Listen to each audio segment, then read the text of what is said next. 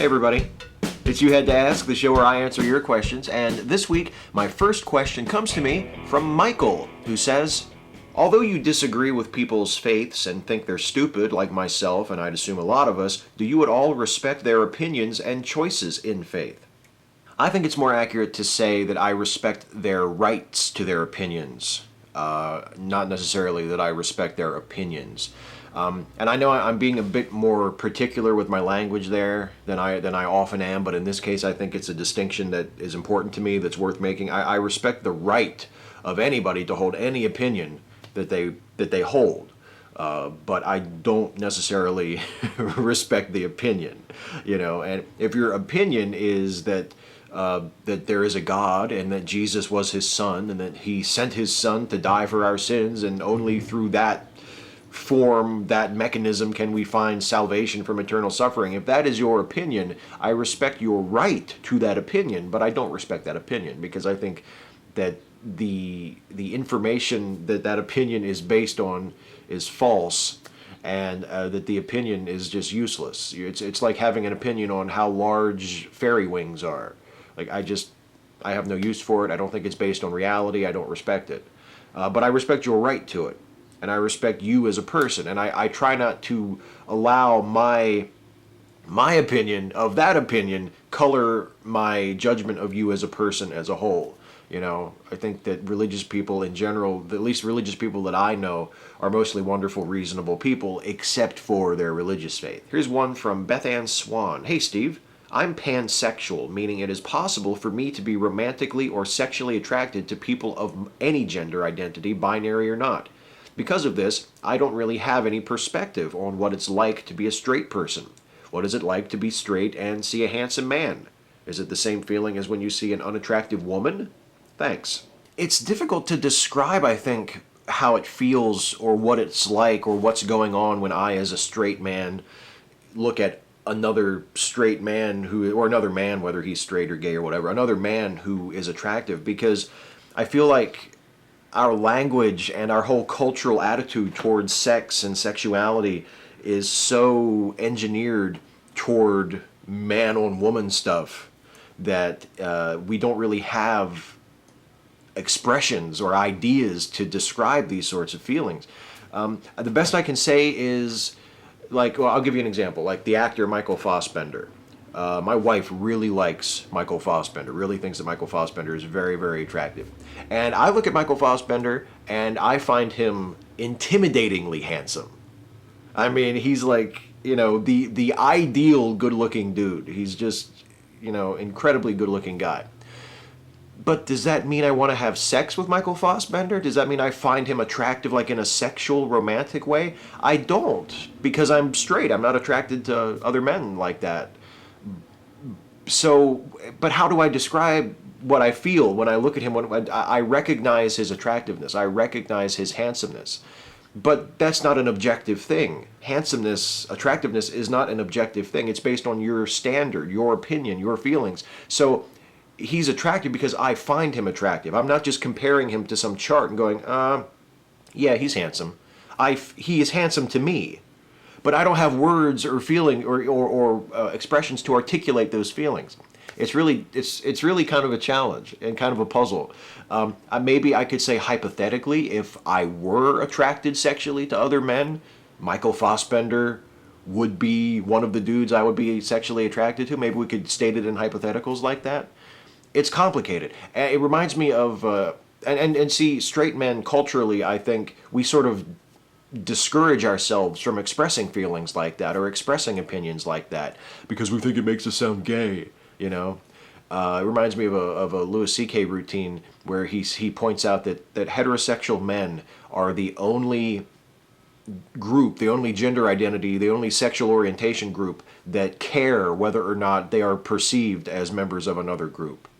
Like, straight guys are the only one. We're the only ones who are all uptight if people think we're gay. Other groups are not that worried about it, but us, can't wear pink, can't, be too flowery with our gestures, can't use certain expressions, can't walk a certain way, can't look at certain people, can't, what if people think we're gay? We don't want people to think we're gay. It's really absurd. But yeah, it's actually a tough question because I feel like I don't have the linguistic or the emotional tools to express that sort of an opinion or those sorts of thoughts. Real Cool Cowboy. Hey Steve, I'm not sure if you addressed this, but I would love to get your thoughts.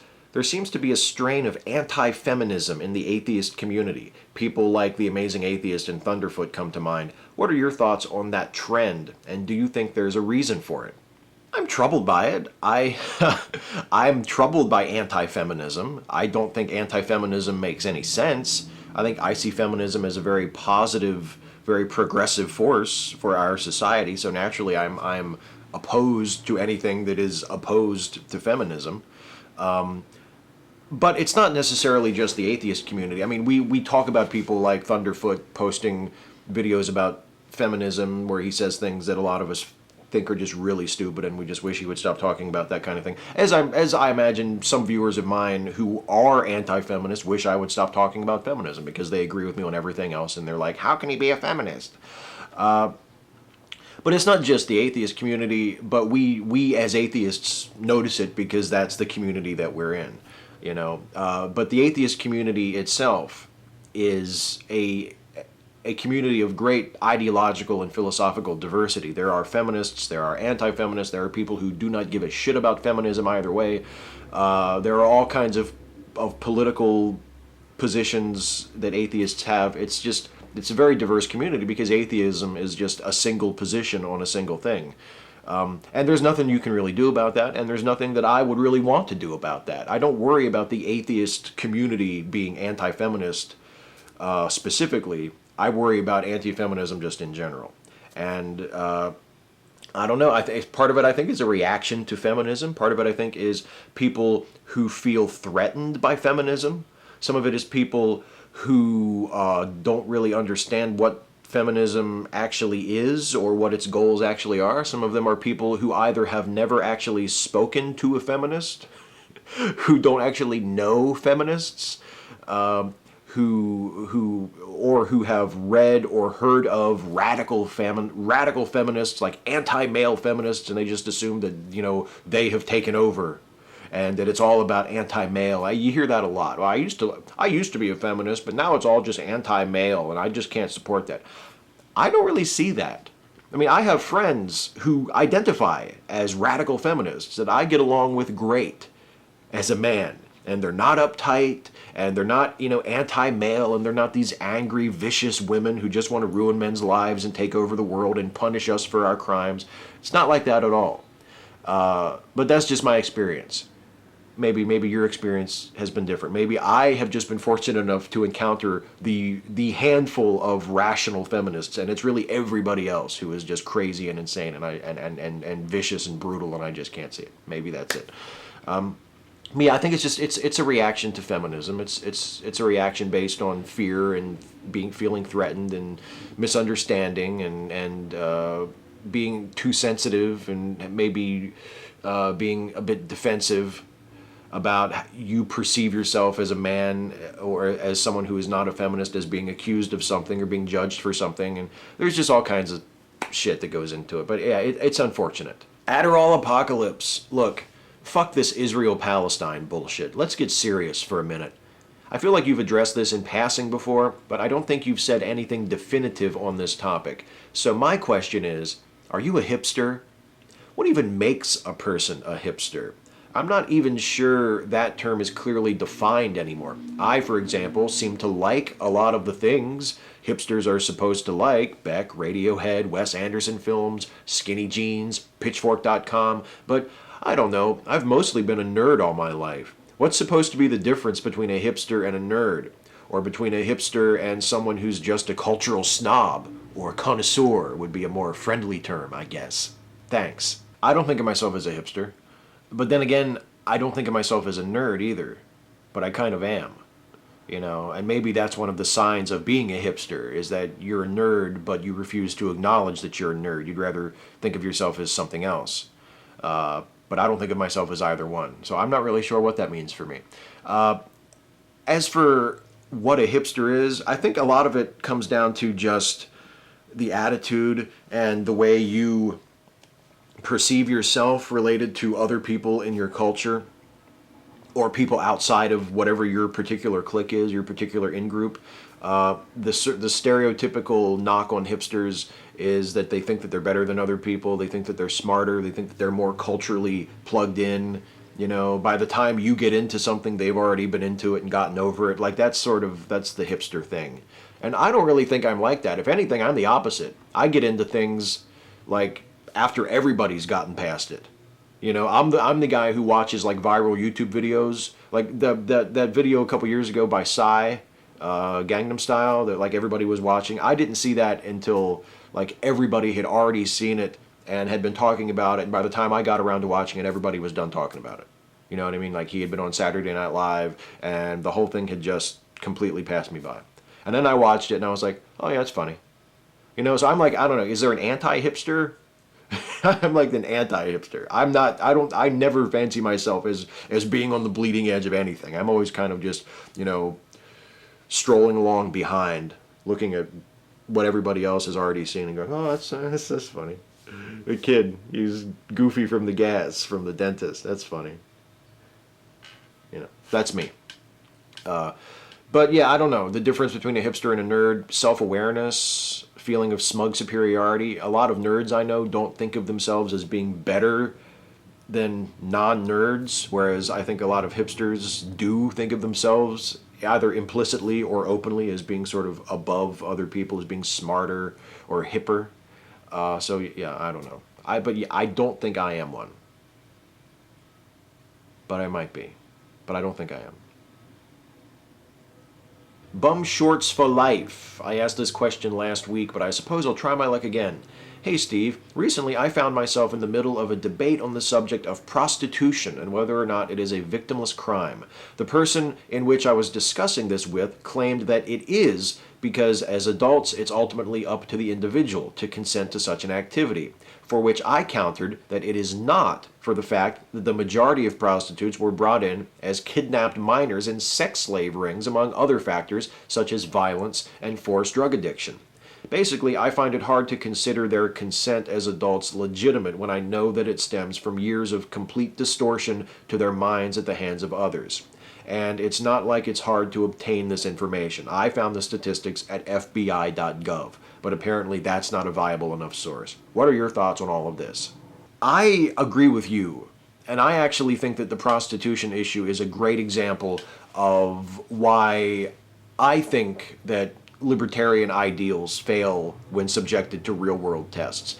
It is true that we are all individuals and that we all have the ability to say yes or no. And if life were as simple as that, then I think legalizing prostitution on that basis would be perfectly fine. But that's not the way things really work. We are all subjected, even those of us who have not been kidnapped into prostitution rings or have not been addicted to drugs and made subservient to a pimp. We are all subject to social pressures. We are all subject to cultural influences, whether we know it or not, that are driving us in one direction or another. And to just say, well, you could have said yes or you could have said no. I mean, yes, that may be true, but it's not always fair to judge things that black and white. And with prostitution, yeah, it's consenting adults. Should people, all things being equal, all other factors being dismissed, should one adult have the right to make a financial agreement with another adult to have sex where they both know what's going on, they both consent, they both agree? Yeah, there's nothing wrong with that. My own personal feelings about it are irrelevant. If that's all that's going on, then that should be fine. But that's not all that's going on. You have to consider things in their context. And in context, prostitution is a field that is ripe with corruption and abuse and exploitation. And if it were legalized, it would have to be legalized in such a way that it was regulated incredibly tightly, incredibly heavily, to take every precaution to eliminate that sort of exploitation and abuse. And that's the sort of regulation that most libertarians who argue for legalized prostitution don't like. They don't like to have things regulated. They like to just let things go and work work things out on their own. But when you let prostitution work things out on its own, it leads to abuse and exploitation and corruption. So, I mean, if you could legalize prostitution in such a way that you could practically eliminate, that is, minimize as much as possible the opportunity for abuse and corruption, as well as guaranteeing health and safety and other things like that, then I suppose I wouldn't have a problem with it. But I am very, very troubled by how the institution is so ripe for the kind of abuses that I've been sitting here describing for the last few minutes as I ramble on about this. Marv Roberts, you are such a hypocrite, Steve. All a person has to do is mention they support men's rights, and you turn into one of the most angry, vile, and disgusting people on YouTube. Why are you so offended by the men's rights movement, Steve? I am offended by the men's rights movement because I find it to be vile and angry and disgusting. When you say that all someone has to do is mention that they support men's rights, and I become an angry person, you have to understand that when I hear someone advocate for men's rights in our society, it sounds just as absurd to me as if someone were to advocate for Christian rights or for white rights. You cannot be a member of a privileged class and continue to insist that you deserve rights and not be called an asshole. It just doesn't work that way. You as an individual man may not benefit maximally from the privilege of men as a class. You as an individual may not be living an awesome life. You may have been screwed over by women in your life, but you are still a member of a class, men, who are the most privileged people in the world. Men are clearly the overprivileged class relative to women. That's just, I do not see how you can claim anything else. Given our history, given the present state of our culture, men in general have it better than women in general. And so for a member of that group to say, well, what about men's rights? It's absurd, it's stupid, it completely ignores people who have legitimate issues and legitimate problems that need to be addressed. And if you as a man have problems in your personal life, have been mistreated as an individual, then you need to stand up for yourself. You accomplish nothing by trying to put your issues on men as a whole and say, we need to stand up for men's rights. That's absurd. That's stupid. It's an insult to my intelligence to have someone say, what about men's rights? Men have rights. Men are the cultural gatekeepers of this place, and we always have been. And that's one of the reasons why I have such open scorn for the men's rights movement. It's a group of people who, their response to women saying, hey, here are some issues we have. Here are some problems we have that are affecting our lives, and here's ways that we could fix them that will benefit everybody, male and female. And at best, the response to that of the men's rights movement is, well, what about us? At best. At worst, it's to either completely ignore the problems that the women are bringing up, or to blame those problems on the women, and also to blame women or to blame feminism for the what about us problems that the men's rights movement pretend they really want to talk about.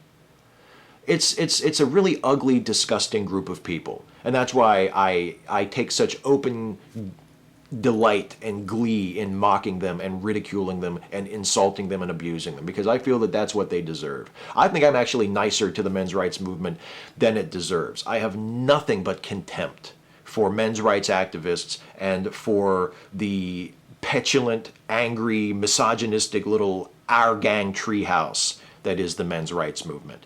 And I know I ruffled some feathers among my viewers a couple of months ago when I was talking about Elliot Rodgers, and I suggested that maybe men's rights activists could make the world a better place by killing themselves. People thought that was too harsh. Maybe they were right. Maybe it's too harsh to say that men's rights activists should kill themselves. I mean, suicide is a tragic thing. So maybe instead I could hope that they drive without seatbelts. Or if they happen to live in a zone where there's a flood warning or a hurricane warning, just stay where you are. You know, they could befall some natural disaster could kind of take them out of the equation and improve the world for the rest of us. You know, an earthquake, a volcano, lightning strike. Yes, that would work too. It also works as a cue for it being time for the lightning round. Rapid fire questions, glib and adequate answers. Big Swede 7403. Steve, if you could change one event in history as we know it, what, how, and why? It would be the Lincoln assassination, I think, just off the top of my head. That's I think I mentioned this before in videos. That it just feels wrong to me. I don't know how.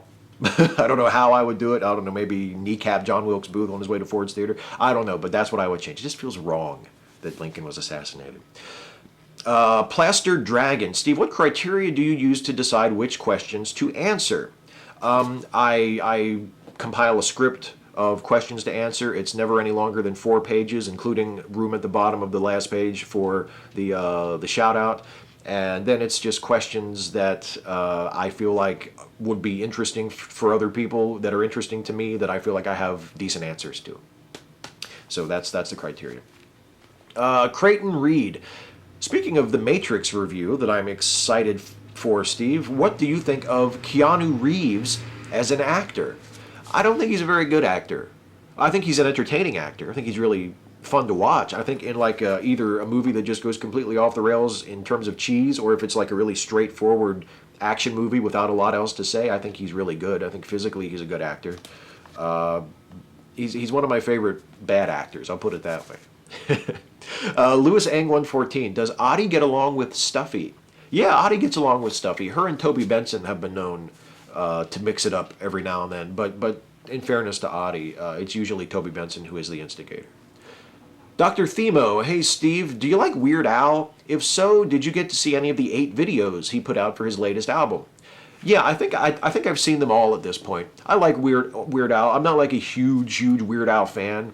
I admire his ability to fill out a premise. You know, most of his songs are just kind of funny ideas, but then he's actually able to fill out an entire song with that funny idea. And even though sometimes the lyrics just like, sometimes I listen to a Weird Al song and my eyes kind of glaze over. I'm just kind of like, I see what he's doing, you know. But he's able to fill out that premise, and the premise is usually funny enough to carry the song. Yeah, Weird Al, and I think I've seen all I've seen all 8 of the videos at this point. I think the Word Crimes is a good one.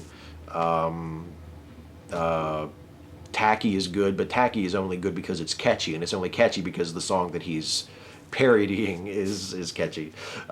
Spotlight Studios 1000. Dear Steve, isn't it unpleasant to keep a pen tucked into the collar of your shirt right up next to your skin? Isn't it cold?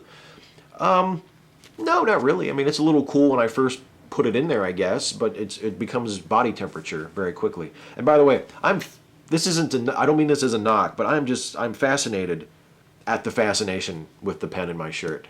You guys are just, the things that you fixate on just delight me, you know. Like last year, Jason with a D had Puppet Jason dress up as me for the Opinionville Halloween episode, and he had a pen in his shirt, and that's what pulled it all together.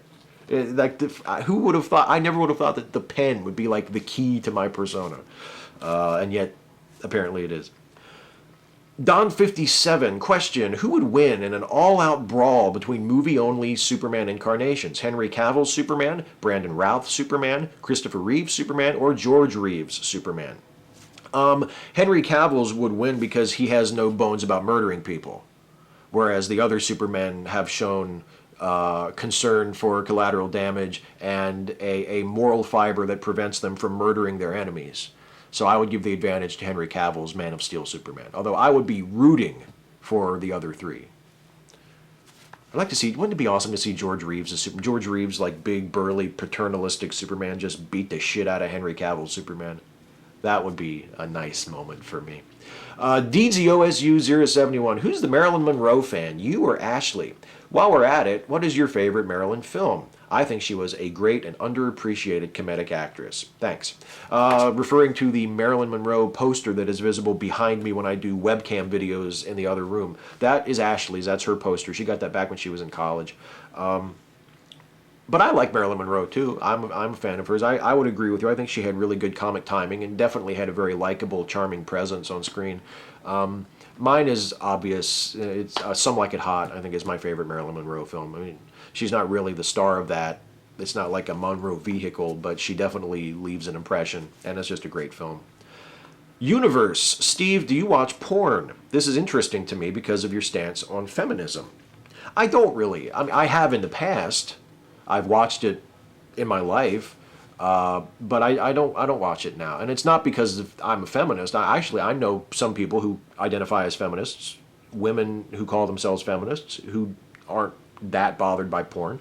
But the reason I don't watch it is because I'm just not interested in it. It's just not something that I feel drawn to. I am troubled by it. If you want to get into the feminism of it, I am troubled by the fact that it encourages the sexual objectification of people, specifically women, but men as well. And I don't think that's healthy for us as a culture. But no, that's not the reason I don't watch it. I'm not really pulled to it. You know, I've never been to a strip club either.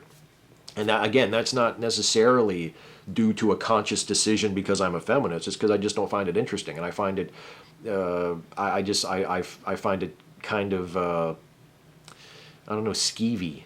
It's not the sort of place I want to be. I just don't want to go to a strip club. You know, it's not my scene. It's just not my kind of thing.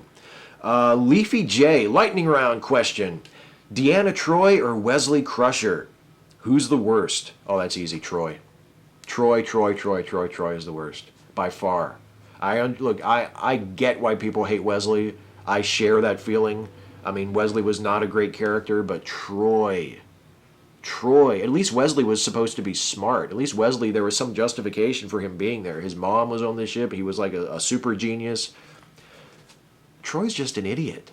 There's no reason for her to even be on the ship, let alone to have such a prominent place on the captain's staff. It just...